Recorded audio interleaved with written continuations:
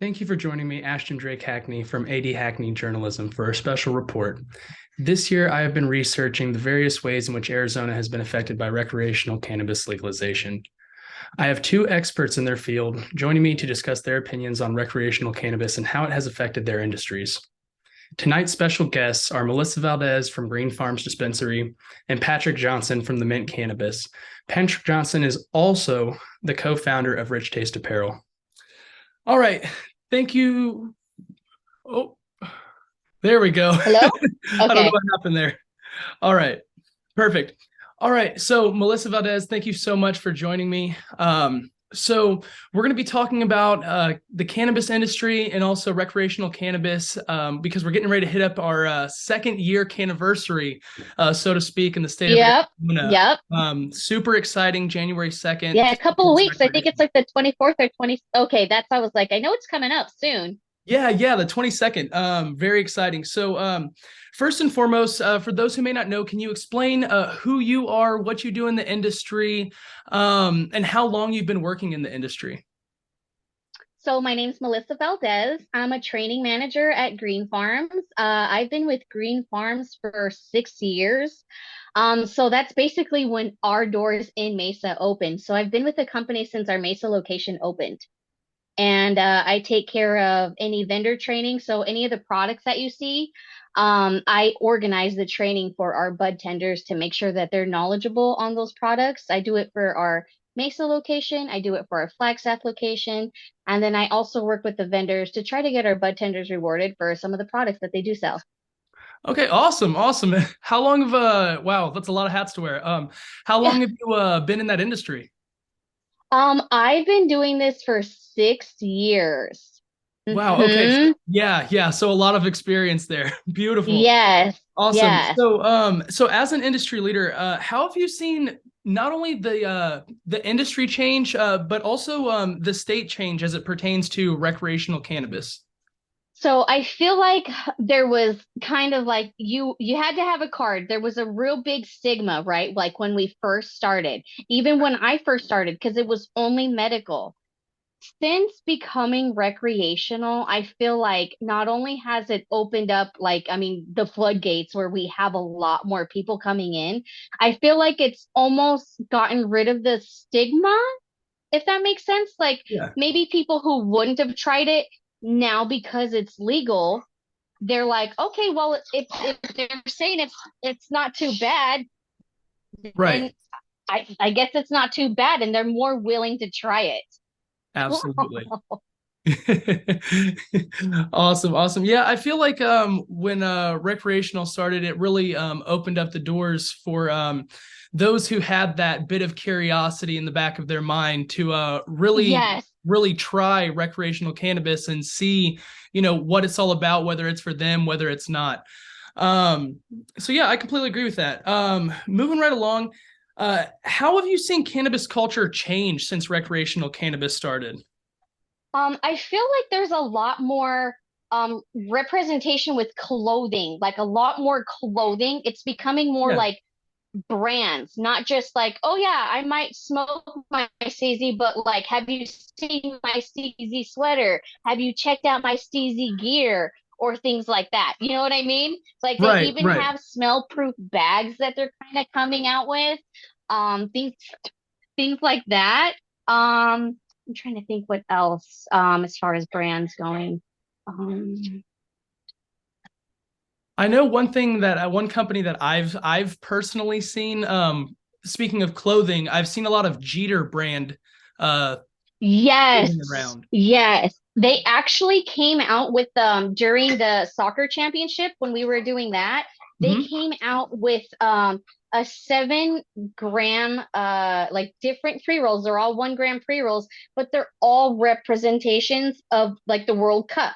So like Mexico had I'm not sure if it was, I think theirs was the only one that had like Colombian gold. So, I mean, it wasn't Mexico, but like the majority of them had their matching strain with whatever country they were from. So, I do see a lot more marketing like that. Yeah. A lot more, I would say things that are not as medicated. So I do see like peanut butter, pickles, Oh, wow. hot sauces. So For that it's sure. not so much that it's THC, I guess just evolving. You know what I mean? Right, right. Absolutely. Man, that's so interesting. Hot sauces and even getting into the World Cup and things like that. That's Yeah, that's yeah, yeah. amazing. Definitely something you wouldn't see, 10 years ago. No, not at all. All right, so let's see here. Do you foresee any further changes coming to the industry? Whether it be in the near future or further on? I feel like if anything, it's just going to be growing. You know what I Mhm. mean? Because a lot of Yeah. these people, like we were talking about, like, so maybe they may not have tried this medicine, but because it's become recreational, they're looking this way. So I do see like there's a lot of changes just for its in general, like its entirety. I had to move because There we go. my dog keeps jumping on me. Oh, you're okay. You're okay. I've got three of them. All right. So backtracking just a little bit. So you said that you've recently discovered that because the Mormon Church, that's a big demographic here in Arizona. We're Yes, just south of yes, Utah. it is. If you could just reiterate again, what exactly is happening there in that demographic? So what had happened, so obviously they have, their set of standards that they have in place. They're not allowed to be consuming drugs, alcohol, things of that matter. But Mhm. because with their recent changes, they are allowed to consume medical marijuana.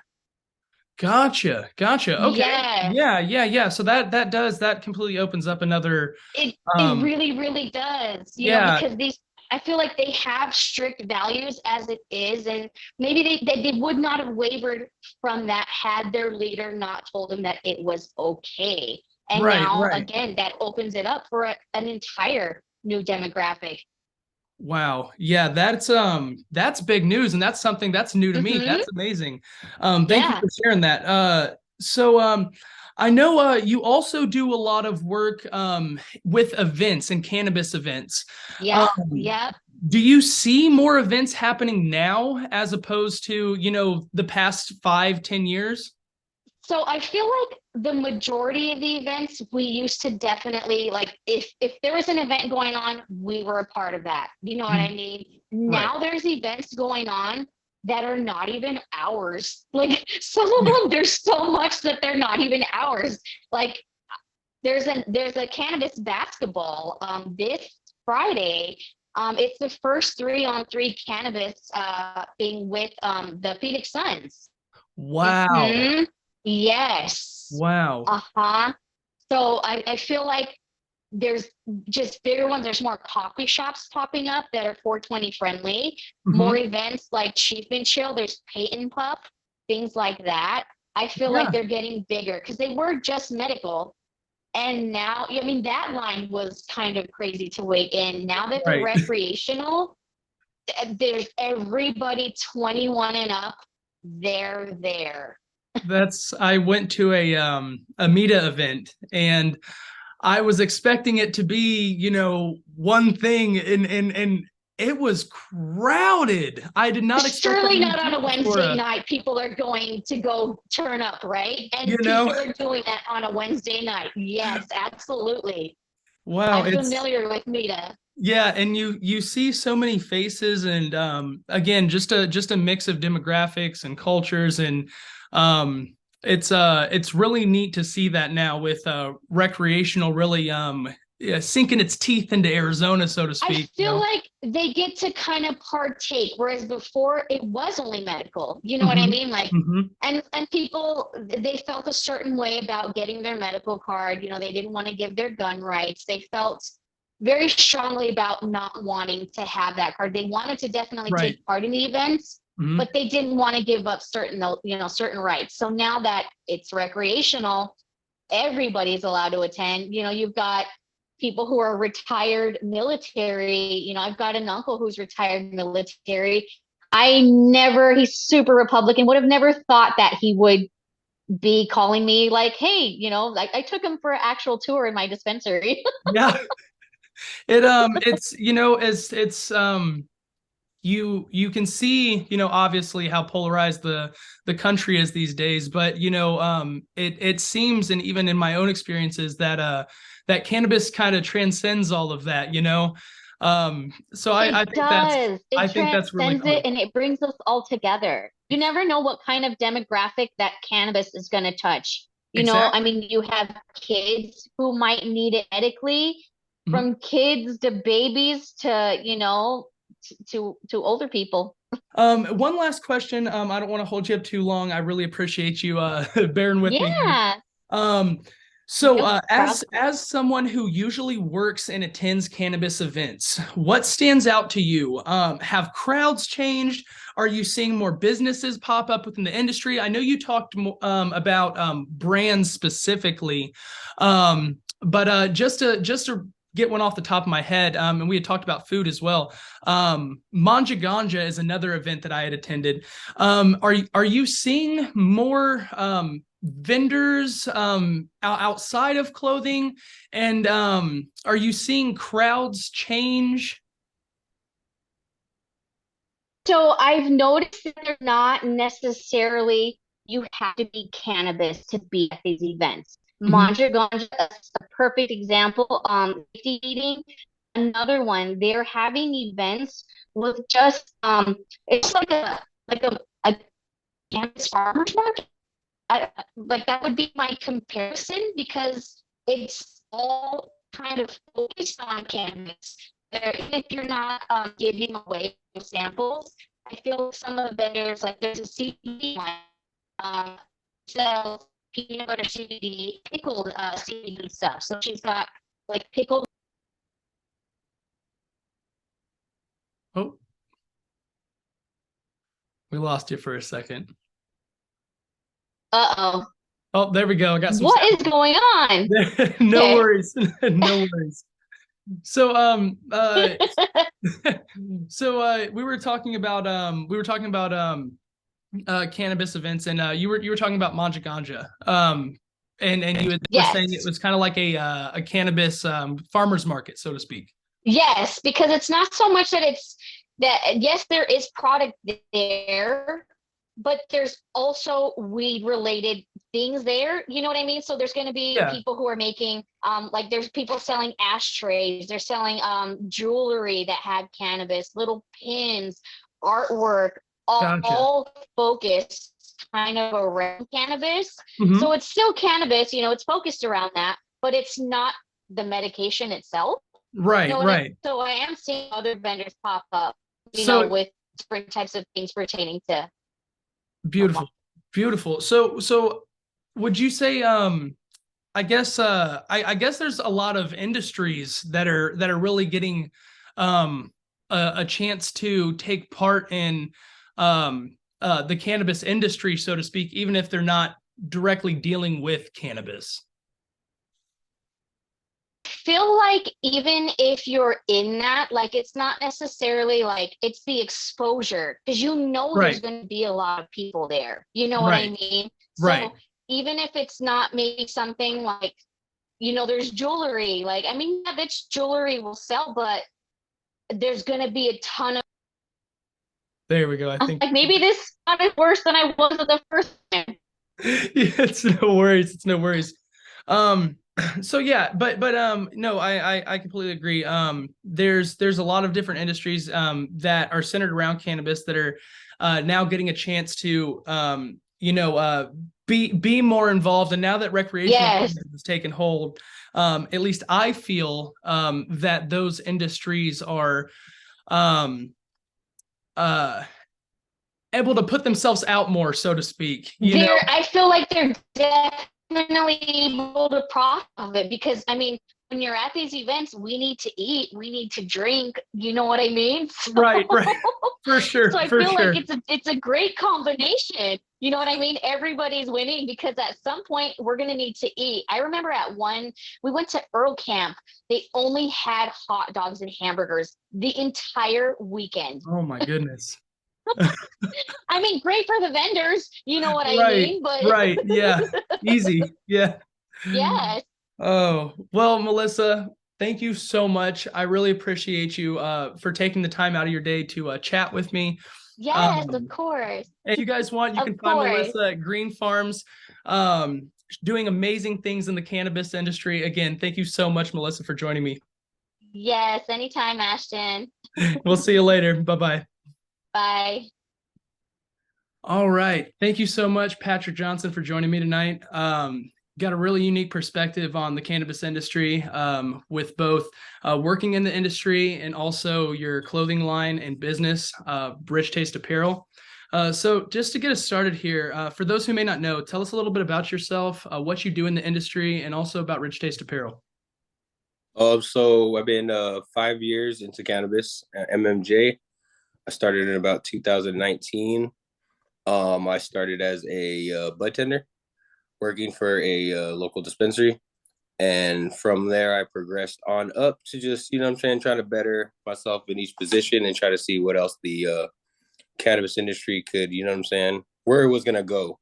For sure. Because I was in the early times of it. So I was just trying to figure out, what I'm saying, Yeah, what next? What's the next step of be at the bud tender rate? What's up from there? You know what I'm saying? exactly. Exactly. So like most of my time, my first 2 years I spent serving as a bud tender Gotcha.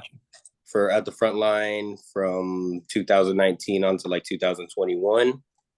And then from there I progressed up into being a store manager or a shift lead support store manager at the time, because we only had a couple of different managers on our team. But from there, yeah, 2 years later, I did store manager work. I ran deals. I ran price comparison sheets around the valley for different deals throughout the week, different vendor deals. You know what I'm saying? I contacted the people that I was building relationships with on the bud tender aspect, for the company. I would help them just negotiate better deals and just see what other places weren't doing and things like that as such. Um, and that just like kind of just had brought a lot of people together. So like different opposite sides of the cannabis industry that didn't really necessarily like each other. They also got a part to like talk to each other with through me. I would just say, hey, this guy's not really, what I'm saying? He's not really the person that you thought he was. You guys should just collaborate and see what we can get together. And from there, it just helped. It just started helping a lot of other people with their brands and things that they were trying to get into the dispensary and just try to make those moves that everybody else is trying to do, you know? Right. Right. And then for as of right now, I am still on the bud tender aspect on the same side, doing the same thing, building relationships, meeting different clientele, meeting different networks. Because that's what this industry can bring is just everybody networking and collaborating on different types of aspects. You know what I'm saying? Yeah, for sure. For sure. So, But yeah, yeah, yeah. Go ahead. tell us a little bit more about Richtaste Apparel. How did Richtaste Apparel come about? Alrighty. So I would say 2017, the founder, Brandon Cooper, he started his clothing line based off of his music label, which was very similar at the time. He had two different things though. One clothing line, and then the other was just like I said, producing music and things of such of that, performing at shows and things. So then 2000, what is it? 2022. We end up just getting back onto the same thing because we seen that we were both doing the same type of things, but we are just doing them oppositely. You know what I'm saying? So it's just like I was trying to figure out what the next step was when he was the main, same piece of my puzzle that I needed to just, you know what I'm saying, figure out more and just how can we get it? Because we were both doing clothes at the same time. He has his own brand, I had my own brand. I end up falling out of my old brand. And so I'm just trying to figure out now what the next best move is. So he was trying to restructure and rebrand his brand at the same time. So I found a good opportunity to, we both found a good opportunity to both collab and figure out what else we could do and what could we bring to the next step of, you know what I'm saying, the clothes aspect, Yeah. which is, it seems like at the beginning, kind of, you know what I'm saying, tedious. You kind of, it's just desserts, it's just designs, mixed Right. with like different types of, you know what I'm saying? Different Yeah. types of just things. So if you like clothes and you have like a good sense of what people like, it's very easy to just, you know what I'm saying, build a clientele based on what people want. Yeah. It's So cool how you guys manage that partnership too. When you have two powerhouses like that, it seems like, nothing's impossible. And, yeah, um, having viewed your Instagram, you guys have a lot of things going on, a lot of things. And that's really neat to see, starting from the ground up. Um, how long have you been involved in the cannabis industry?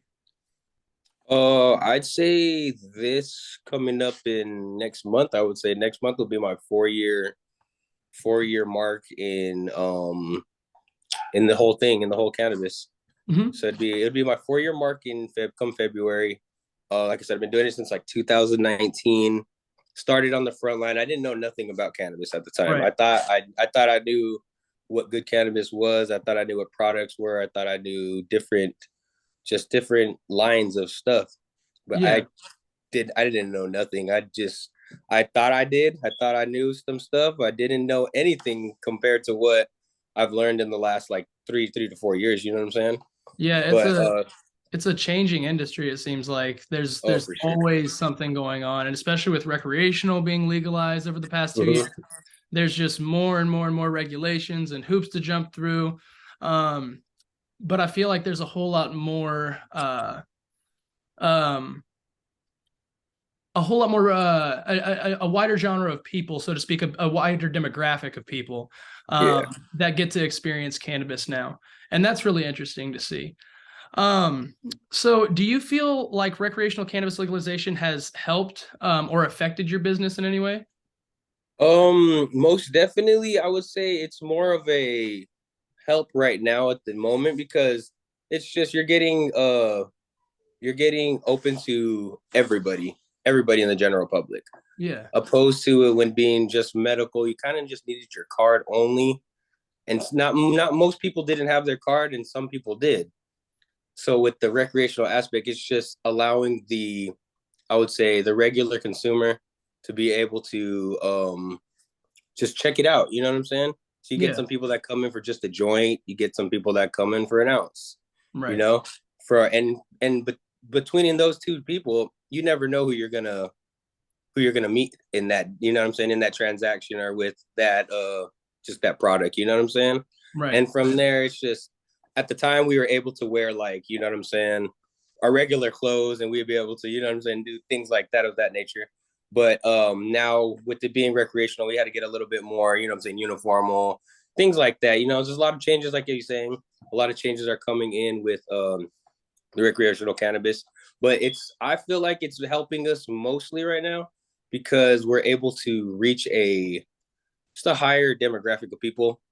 And then we're also able to just meet different types of people throughout the cannabis industry. You know what I'm saying? Whether they, like I said, whether they smoke a joint a day, whether they smoke an ounce a day. You know what I'm saying? Like we're able to meet every single kind of person that's involved with cannabis, whether they were recreational or medical, which is awesome. You know what I'm saying? So it's like everybody's able to see what we're doing, opposed to just having just that small circle. You know? Yeah, yeah, absolutely. And that's something else that I've noticed in any dispensaries that I've walked into recently is that a lot of them do have some sort of uniform and it looks a whole lot more, corporate or professional, whatever you want to call it. Do you feel like with recreational cannabis that the stigmas kind of died down around cannabis? Oh yeah, man, most definitely. You could talk to like your local police officer in your neighborhood nowadays. You know, Yeah, they're not really concerned with the average. You know what I'm saying? Stoner.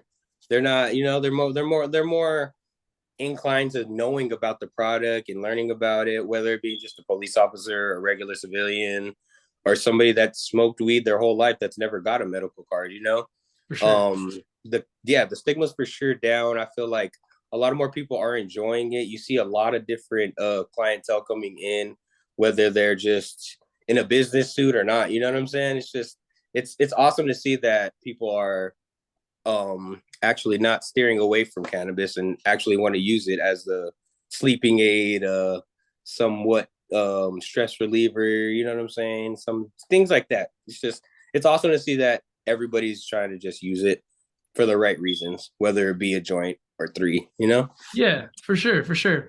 So yeah, I really appreciate you joining me tonight. One last question for you before I let you go. Sure. What changes have you seen in Arizona since recreational cannabis legalization? I would say what changes? I guess you would say like people, I don't know. The biggest one I would say would be for me, at least for me, I would say that things that I've noticed, it's just the like I said, and Mhm. the stigma and the thought about marijuana. Now, it's like I'll use my mother-in-law as an example. Yeah, 40, 50 years, hates cannabis. As soon as recreational becomes a thing, they need topicals, CBD, things of the nature that, you know what I'm saying, they would never even think of because you have to buy it at a dispensary. for sure. So it's just being able to just incorporate different things like that to people that aren't necessarily avid users, you know what I'm saying? Yeah, Like yeah, I feel like that's like one of the biggest changes. It's just the stigma and just the way that we think about the plant of its, the plant. yeah. A That's lot a of people beautiful aren't, thing. yeah, a lot of people aren't really, you know what I'm saying, turning their shoulder and being like, oh man, he smokes weed, I'm not going to talk to him. They're more open to it now, and people are just trying to understand why everybody is so happy for it, or why states are actually legalizing it opposed to, like, you know what I'm saying, downplaying it and still, you know, giving people years for a gram or something, you know? Yeah, It's just a wonderful thing to see. It's just a wonderful thing to see. And I just hope Arizona just continues to keep pushing for the people opposed to just making money, you know? I Push could for the agree with people. that. I could agree with that. Well, Patrick Johnson, thank you so much for joining me tonight. I really appreciate Sure. it. You guys can catch Patrick and Brandon Cooper. He'll have a text interview linked below. He couldn't join us tonight. Richtaste Apparel will be linked below, the Instagram and the website. Again, thank you so much for joining me. I really appreciate it. Appreciate you, my man. Thank you, brother. Thanks. Have a good night. You too.